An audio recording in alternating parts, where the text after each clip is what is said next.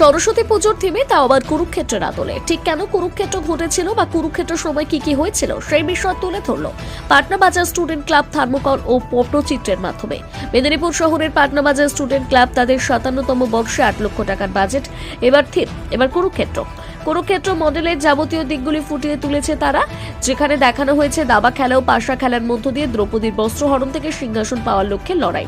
শুধু সিংহাসন পাওয়ার কথা হলে ভুল হবে, সেই সঙ্গে কিভাবে একের পর এক মানুষের ঘাড়ে পা দিয়ে শিরের মধ্যে দিয়ে উঠে সিংহাসন দখল এবং অর্থ লোভ লালসা মেটানো, যা বর্তমান সমাজের ক্ষেত্রে প্রযোজ্য।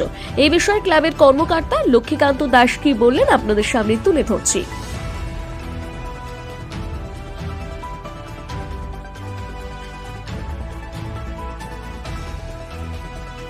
তো সমস্ত দর্শকবৃন্দদের আমাদের স্টুডেন্ট ক্লাবের পক্ষ থেকে আন্তরিক অভিনন্দন এবং শুভেচ্ছা।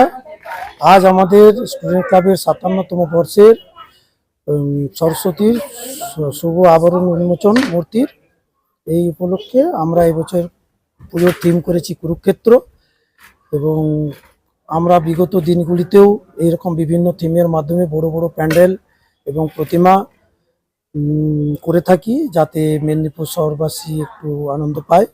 এবছরও তাই চেষ্টা করছি আমাদের সাধ্যমতো এই প্যান্ডেল এবং প্রতিমাটাকে ফুটিয়ে তোলার জন্য, যাতে মেদিনীপুর শহরবাসী এসে দেখে এই কটা দিন আনন্দ উপভোগ করতে পারে। আমাদের কুরুক্ষেত্রর উদ্দেশ্য প্রথমত আমাদের প্রত্যেক বছর নিত্য নতুন থিম তৈরি হয়। এবছর কুরুক্ষেত্র করেছি এই কারণেই যে বিভিন্ন জায়গায় কুরুক্ষেত্রের আমল থেকেই যে একটা নারী নির্যাতনের যে ব্যাপার চলছে, এতদিন হয়ে যাওয়ার পরেও সেই পুরাণে বর্ণিত কথা থেকেও এখন অবধি বন্ধ হচ্ছে না। বিভিন্ন সারা দেশের মধ্যে বিভিন্ন জায়গায় বিভিন্ন রকমভাবে নারী নির্যাতনের চলছে, যার জন্য এটাকে আমরা ফুটিয়ে তোলার চেষ্টা করছি, যাতে এটা বন্ধ হয় বা এটা ঠিক নয়। এইসব কারণের জন্যই আমরা এবছর থিমটা কুরুক্ষেত্র উদ্বোধনে এসেছিলেন আমাদের এই বিধায়ক মাননীয় মেদিনীপুর বিধানসভার সুজয় হাজরা, বর্তমান 19 নম্বর ওয়ার্ডের কাউন্সিলর বিশ্বনাথ পাণ্ডব এবং 22 নম্বর ওয়ার্ডের কাউন্সিলর মৌসুমী হাজরা এবং আমাদের সব প্রাক্তন সদস্যরা। আমার নাম লক্ষ্মীকান্ত দাস।